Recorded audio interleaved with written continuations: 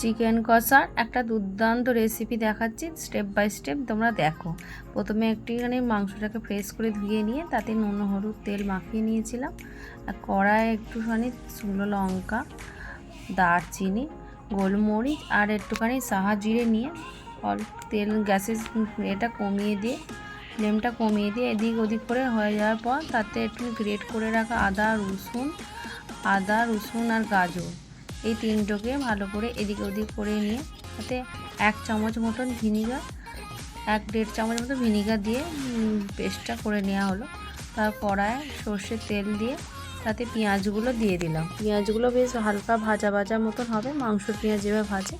তারপর মাংসটা দিয়ে এদিক ওদিক করে নিলাম। নেওয়ার পর বেটে রাখা মশলাটা দিয়ে ভালো করে কষাতে লাগলাম। যেহেতু এখানে লঙ্কা বেটেছি সেহেতু শুকনো লঙ্কা দিয়েছি, আর গুঁড়ো লঙ্কা আমি দিইনি, তোমরা চাইলে দিতে পারো। আর এটা স্কিপ করেছি, এটা হচ্ছে কাশ্মীরি লঙ্কার গুঁড়ো, অবশ্যই দেবে। এখানে এই চিকেনটার কালারটাই হচ্ছে মেন ব্যাপার। এইভাবে বানাবে, কেমন খেতে হয়েছে জানাবে কমেন্ট করে, একটা লাইক দিতে প্লিজ ভুলো না কিন্তু। অসাধারণ খেতে হবে, একবার প্লিজ খেয়ে দেখবে বাড়ি।